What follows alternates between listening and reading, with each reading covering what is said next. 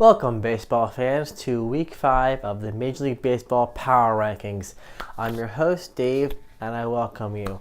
This has been quite a week. We've had the largest jumps would be 9 up and 10 down. A lot of the teams didn't move that much because we've had a lot of mediocre play, being your 3-2s, your 3-4s, 4-3s. Not a significant jump, but we did have our best and our worst of the week. Our best team was 5-0 this week. Our worst team was 0-5 this week. So, let's get on into it, shall we? Coming in at 30, the Miami Marlins. They're probably going to spend a lot of time in the cellar. They are in a rebuilding stage. They went on a fire sale over the last couple of years since new ownership took over. They want to build the team in their image, and that's fine, but they're going to be down there in the ranks probably the majority of the season and seasons to come. It's unfortunate for my Miami fans, but hopefully they have a plan to bring that around.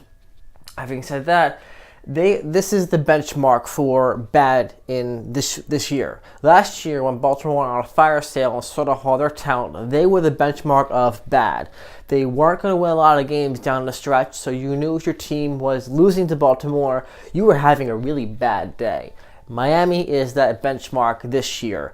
This is the second, third time in a row they've been at the bottom of the league, and they're probably not expected to rise much even if they're playing against their own division. This week, Miami went 1-4 against Cleveland and Atlanta. Atlanta being their own division. They are the only team in the majors that has yet to win 10 games. So they remain at 30th. And like I said, they're going to be a benchmark this year for poor, unfortunately. But somebody has to be down there. It would just be nicer if it was a team that are having bad weeks, spend a week in the cellar kind of thing. Unfortunately, you're going to have a lot of teams probably close to 30, but never hitting 30 because they kind of own that spot right now. They get the dunce cap. Coming in at 29, the Baltimore Orioles, speaking of sitting in the cellar. This is the second week in a row that Baltimore has been in the cellar. They don't move again. They went 2 wins and 4 losses against the Chicago White Sox and Tampa Bay Rays. Tampa Bay being one of the better teams this year, I'm not totally surprised by that, but I would have hoped they would have had a better showing against Chicago. It just wasn't meant to be. They're now sitting at 10 games under 500, so they don't move like last week. They sit at 29, and you'd like to see more promise, but they did go through quite the fire sale last year. So they are, just like Miami, rebuilding, and unlike Miami, they do have some veteran talent in there that are just kind of like feeling kind of saucy for having to be on a team that they know is going nowhere this year. All due respect to Baltimore fans, I wish you better success, and I hope they find their stride somewhere. I just don't see them climbing out of the cellar of their division, but I would hope that they would be a little more competitive within the bottom ranks of the league. Moving along, number 28, the Detroit Tigers are down 4 this week. They are 2 games under 500 at 14-16, and this week they went 2 wins and 3 losses against Philadelphia and Kansas City. Kansas City, being a divisional game, they should have performed better, especially considering Kansas City is not one of the better teams of the league right now. They are Kansas City being 10 games under 500. You would have, but they also didn't fare well against Philadelphia. So they get to ring out the bottom 3 teams of the league.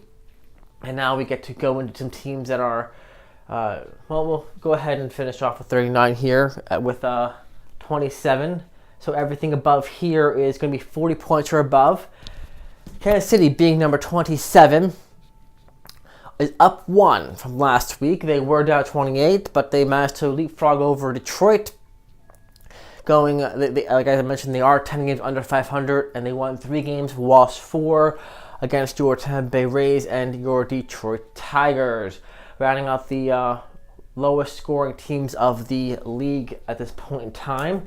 Now, to give, since we have a bunch of new subscribers, let's go ahead and give you a refresher as to how these points work here. Taking after a similar amount to the NHL, we have 3 points for a regular 9-inning win, 2 points for an extra inning win, 1 point for an extra inning loss, and 0 points for a 9-inning loss. Because I needed an objective way to quantify the power and the performance of a team on the field, and because ESPN and Major League Baseball use such amazingly biased and subjective measures, came up with a point system to show how every single day the performance on the field, your wins and losses, and how well you win those games determine how good you are against the rest of the league. Now, knowing that there are teams that have tied points, we need a tiebreaker. That tiebreaker is going to be your run differential. For fans who like offense, you take the total runs they scored that week. And for fans who like defense, you subtract the amount of runs they've allowed that week, and that gives you your run differential. And for your 39-point teams, Detroit and Kansas City, they both have 39 points on the season, but Kansas City has this week scored 9 more runs than they've given up, while Detroit has been slaughtered with 16 runs more than they've scored. So, with that having been said, number 26, the San Francisco Giants. They have not moved a spot, same spot as last week, after going 3-3 against the Los Angeles Dodgers and Cincinnati Reds. The Los Angeles Dodgers having one of the best records in the league, it's understandable that they wouldn't perform so well against them. Cincinnati not having one of the best records in the league, they allowed them to average out their week, going 3-3, sitting at 5 games behind 500. But this is a team with which your known brand names like Bumgarner and Posey and others, they're aging, they're older. Are they still good? Yes. But they are the elite form that won the World Series a couple times of the last decade? No, they're not. They're at a point where you have aging veterans and young recruits who need to get their feet wet. So as a result, you have a team that you would like to think that with veteran talent and new prospects would be able to perform a lot better. Unfortunately, that hasn't been the case so far for San Francisco. I'm sure they're hoping they can turn things around, but they haven't yet. So they get to stay at number 26 for the second week in a row. Coming in at 25 are the Chicago White Sox. Chicago is up 2 this week, having won 4 and lost 3 against the Baltimore Orioles and the Boston Red Sox. They are sitting 3 games under 500, and they are a team that's going to be, I suspect, this week kind of meddling in the middle towards the bottom of the league. They're in a division against some tough teams between the Minnesota Twins and the Cleveland Indians, to name a couple. And they did not get Manny Machado over the offseason. Therefore, while they might have some decent talent like Jose Abreu, they don't have enough pieces that they are able to call a run, at least at this time. Are they going to have good weeks? Yes, but they're going to probably have more bad weeks than they are good. And in this case, that their performance over the course of the season and this week have landed them in 25. Coming in at 24, the Pittsburgh Pirates. They are down 2 from last week and finished Saturday at an even record of 15-15, having won 3 and lost 2. They managed to improve from last week, being 1 under 500 to being even 500. But they went through the Texas Rangers and the Oakland Athletics, both teams with which are trying to fix things and turn things around. Oakland started up here and have sort of fallen off their high horse since then, and therefore you would like to think that Pittsburgh would be able to take advantage of those drops, and when those teams come up in their schedule, take advantage and win some games. However, this week they have not been able to do that, going 3-3 for the week, and therefore, I should say 3-2 on the week, and dropping 2. Coming in at 23, the Washington Nationals are more or less a shell of the team that they used to be, considering they no longer have Gio Gonzalez, who was a decent but not elite pitcher. You lost Harper, you lost other talent. You would have thought that with the loss of that talent, they would be more competitive than they are. It just hasn't been the case for them. They are in the same spot as last week, having gone 3 wins and 4 losses against the St. Louis Cardinals and the Philadelphia Phillies. Now, being that they played the Phillies, That's a divisional game. And those are the games that if you want to make a run, if you want playoff hope, you have to win your divisional games. You're going to play 18 times against your divisional rivals. And granted, they did play half the week against St. Louis, but 3-4 is not going to cut it for the Nationals. They are 4 games under 500, and they are struggling. I'm hoping that they figure out whatever they need to figure out and can start winning some games. But for this week, they are the lowest ranking team of their division at 23. Coming in at 22, the Colorado Rockies, having gone 2 wins and 5 losses against the Milwaukee Brewers and the Arizona Diamondbacks. They are sitting at 4 games under 500, and fundamentally, they had a rough week. And you would like to think that when you're playing better quality teams, that would be a benchmark as to where your team was. But when you go 2-5 against those better quality teams, it really shows you're just not there. So the Colorado, while they started the season going 2-2 against the Miami Marlins in the first week, have played very average ball, and this week going into some of the better teams have really gave them some humble pie. Going 2 wins and 5 losses is not going to cut it, and they very much, as a result, deserve to be dropped down to 22 spot from last week when they were up here. Coming in at 21, the Toronto Blue Jays.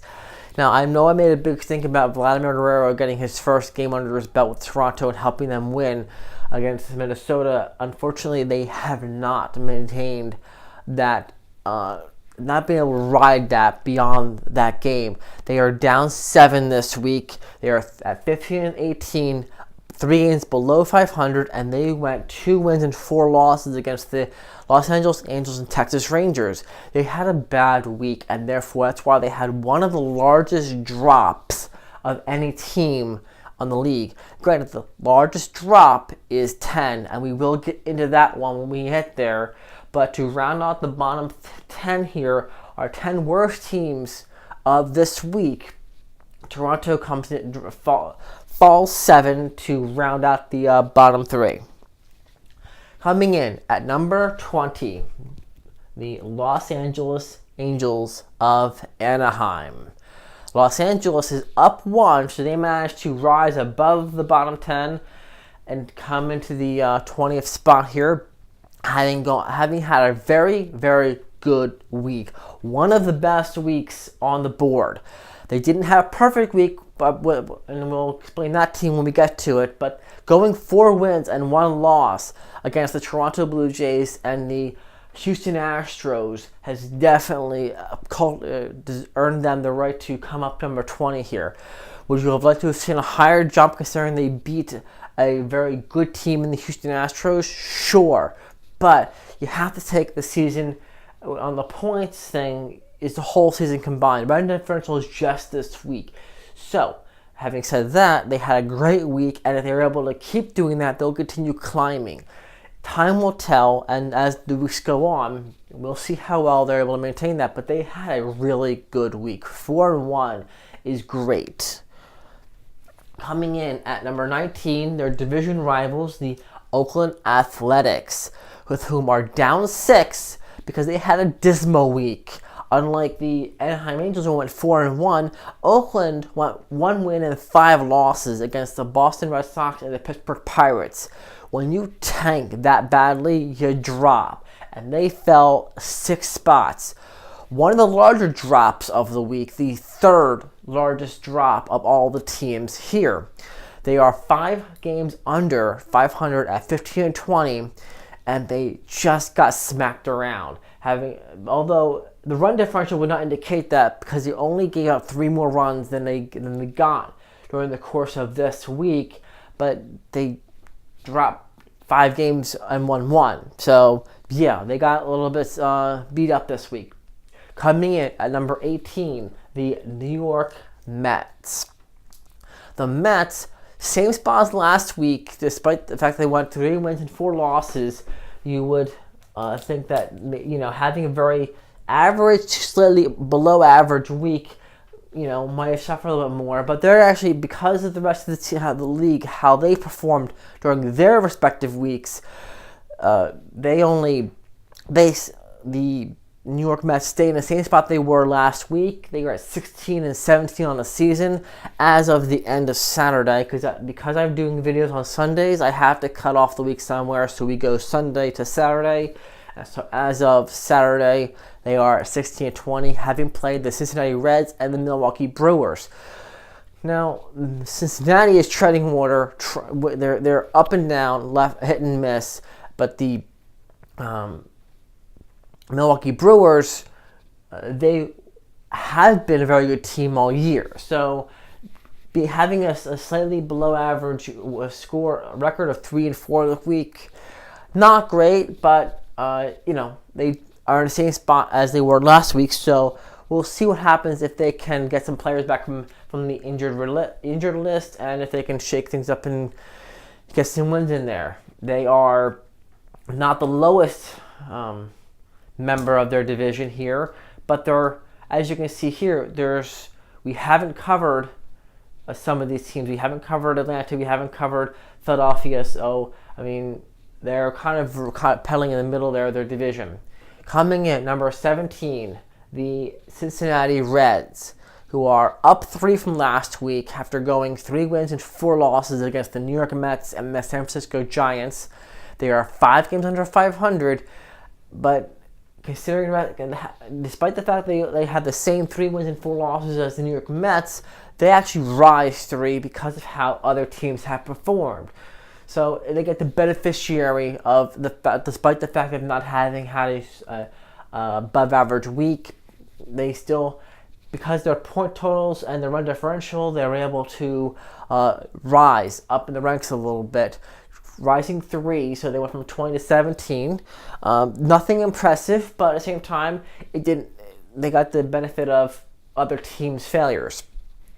Coming in at number 16, the Boston Red Sox make the largest jump of all teams in the entire league this week, having had a very, very strong week against the Oakland Athletics and the Chicago White Sox, going 5 wins and 2 losses. They are still under 500 at 2 games under, 16-18, but they jump 9. And this is the first time they get to the middle 10 of the league. They had a very, very good week. And you knew since Chris Sale got his first win of the season and the rest of the team started winning games, you knew they weren't going to stay down here. And now you're starting to see the results of it. Am I talking a little bit too premature? Are they going to stay here or are they going to continue rising? We don't know. But this week they had a very good week, and it shows, making the largest jump of 9 spots for any team. So I congratulate them on that success. We'll see how that carries over in the future weeks. Moving on to number 15, the Texas Rangers, who are same spot as last week. They are 1 game under 500 at 15-16 after winning 2 and losing 3 against the Pittsburgh Pirates and the Toronto Blue Jays. Playing 5 games in 7 days doesn't help them because they have fewer games played, but they also didn't exactly capitalize on them having lost 3 but only won 2. Despite that, they managed to stay in the same spot as they were last week. This is a team with which I see as being very average this year. They're not going to be as competitive as, for example, the Arizona Diamondbacks or other teams in your division. Drawing a blank, I'll get there. But they're definitely not as bad as some of the lower teams in their division. So they stay in the same spot, number 15.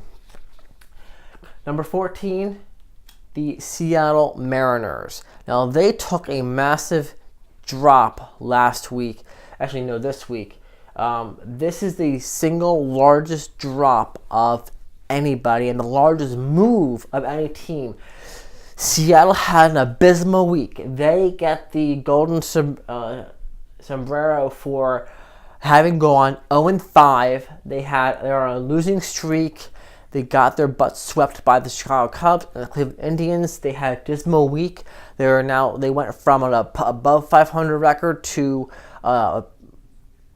down to only one game over 500 at 18-17, and they are the single largest drop of everybody. They fell out of the top 10, and they're now sitting at 14.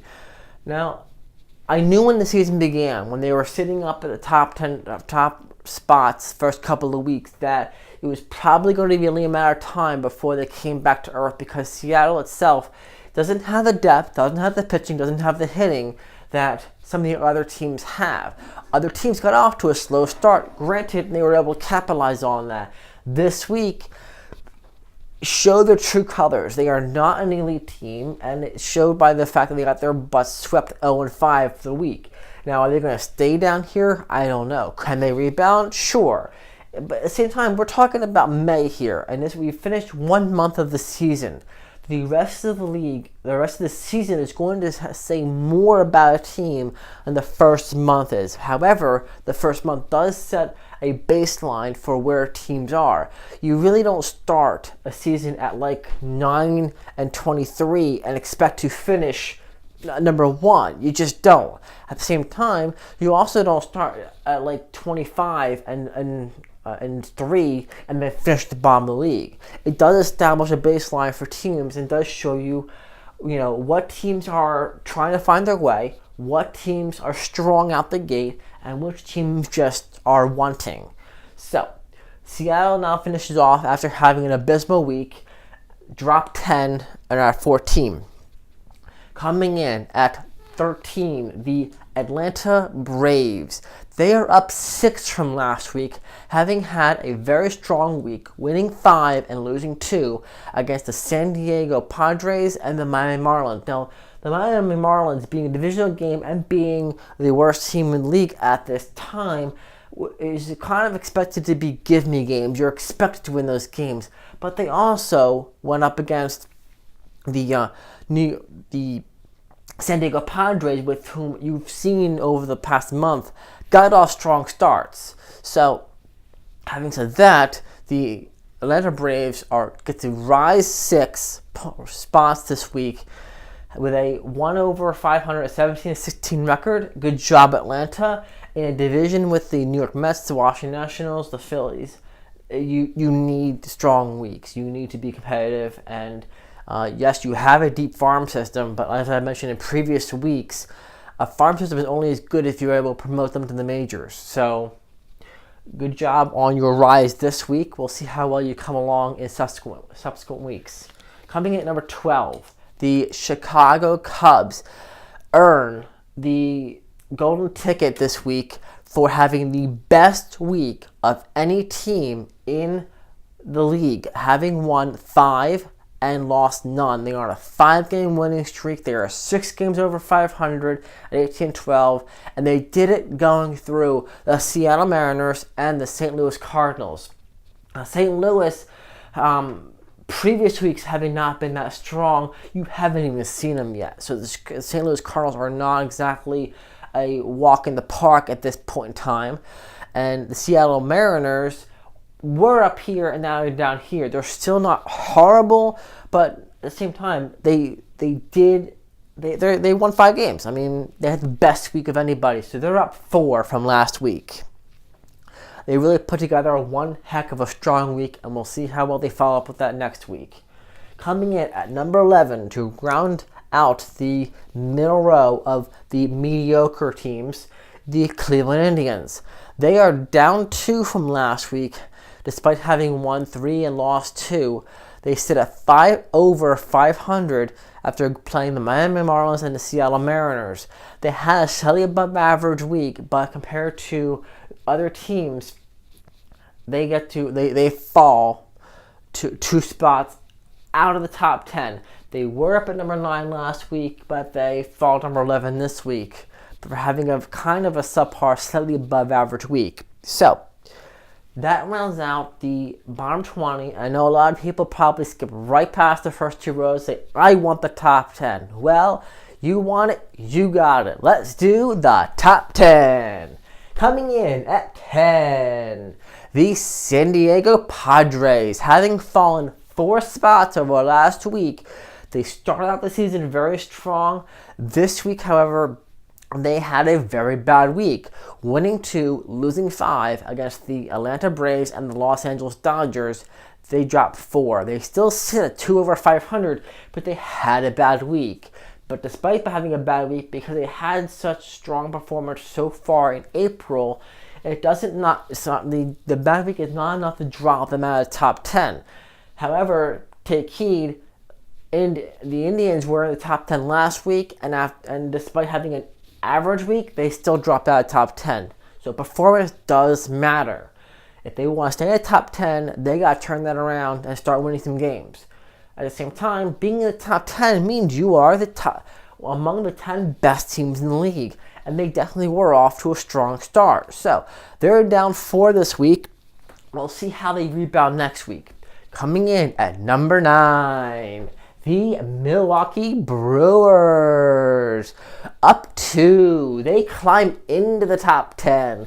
They've been in and out this year so far. This week, they had an above-average week, having played 7 games. They won 4, lost 3 against the Colorado Rockies and the New York Mets. They're sitting at 3 over 500, and they break back into the top 10. Good job. Coming in at number 8, the Houston Astros. They are down 1 from last week, having a 500 week. 3 wins, 3 losses against the Minnesota Twins and the Los Angeles Angels. The Angels having a bad week, bad season so far. They dropped 3 out of 4 to the New York Yankees at home,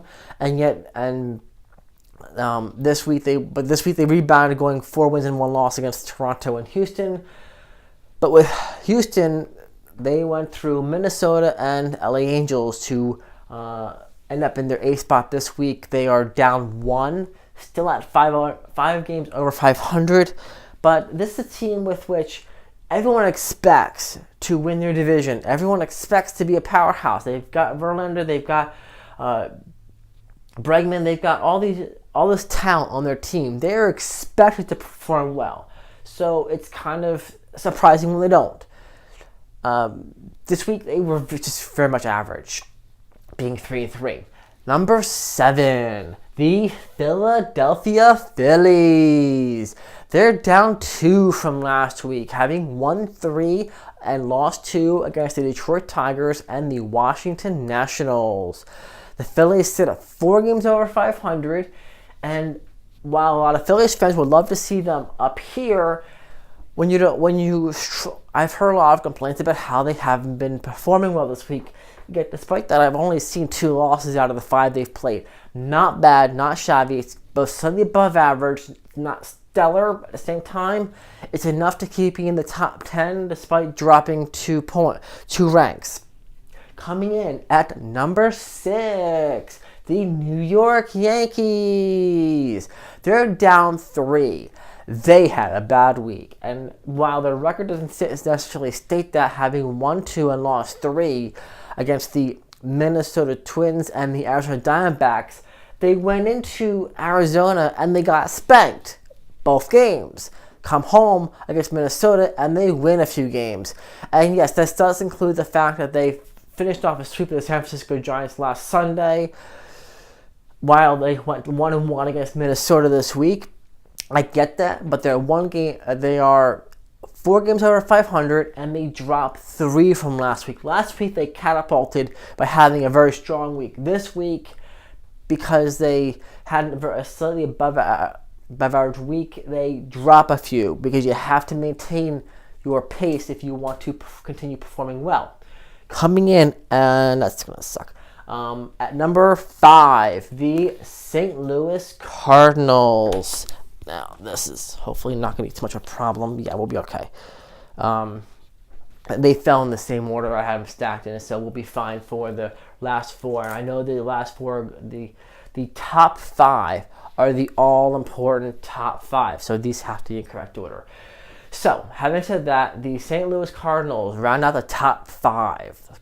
The St. Louis Cardinals had an above-average week out of 7 games, winning 4, losing 3 against the Washington Nationals and the Chicago Cubs. They are sitting at 7 games over 500, and they jump 5 spots. They were down at the bottom of the top 10, and they rise to this number 5 spot after having a slightly above-average week. Congratulations to the St. Louis Cardinals on your continued success.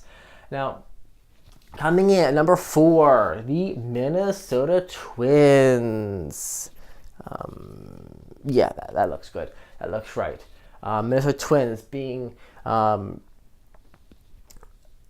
8 spots from last week after going 5 wins and 2 losses against the Houston Astros and New York Mets. When you're talking about benchmark games to see how you compare against the better teams in the league, when you go 5-2 against New York and Houston, you are showing you are a better quality team. They're also the top of their division, being 9 games over 500, 20-11. And this week they get to enjoy the reaps of what they sowed, having jumped 8 spots over last week. The second largest jump of any team in the league.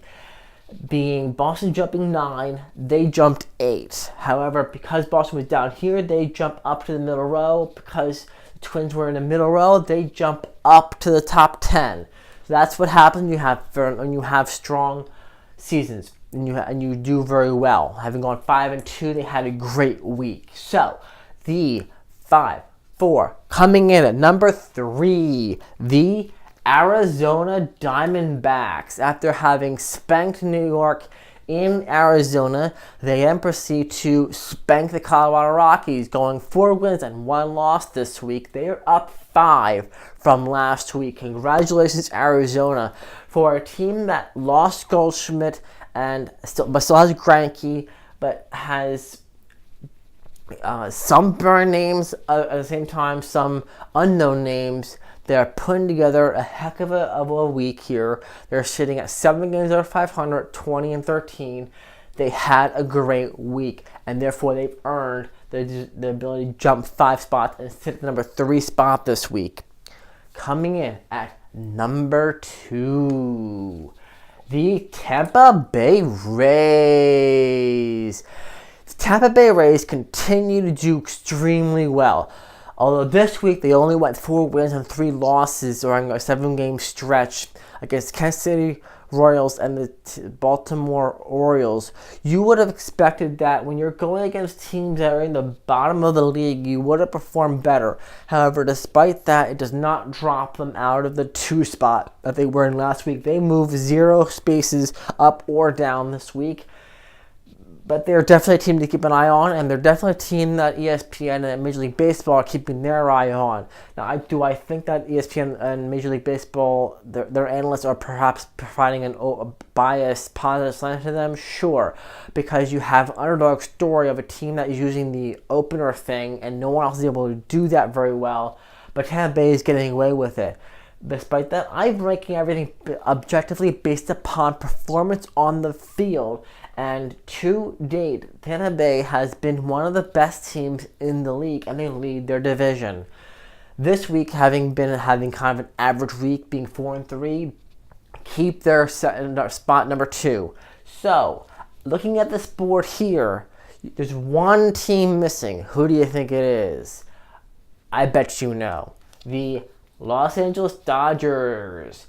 After dethroning the Seattle Mariners a few weeks ago, maintain their spot at number 1, having gone 2 wins and 4 losses against San Francisco Giants and the San Diego Padres. They beat up on a team they're supposed to in San Francisco, but they also held their own against the San Diego Padres, a team that was challenging them for their division. Both divisional games, and they did what they had to do. You won 4, you lost 2, you won 2 out of 3, and out of the collective week. Therefore, having had a strong week and already been at the number 1 spot, being 9 games over 500, they get to stay at the top spot for yet another week. All the moves, changes have all been exciting to watch. It's been interesting and fun to follow along with, and especially as the injury reports climb and people come back and teams jockey for position. It's been kind of interesting watching the trend and watching what happens week to week. I'm sure it has been as interesting for you guys as well. I would love to hear all your comments, your thoughts, your opinions, where teams should rank, where teams should have fallen, what you think of your team, what you think of the other teams. Please feel free to leave those the debate in the comment section below. If you just happen to be coming across this video on surfing the web, going on YouTube, please feel free to hit like and subscribe. We very much appreciate that. It helps out the channel a lot. And as always, thank you so much for watching. Hope you all have a wonderful Sunday and enjoy the rankings, enjoy the games. Have a wonderful week. Have a good day.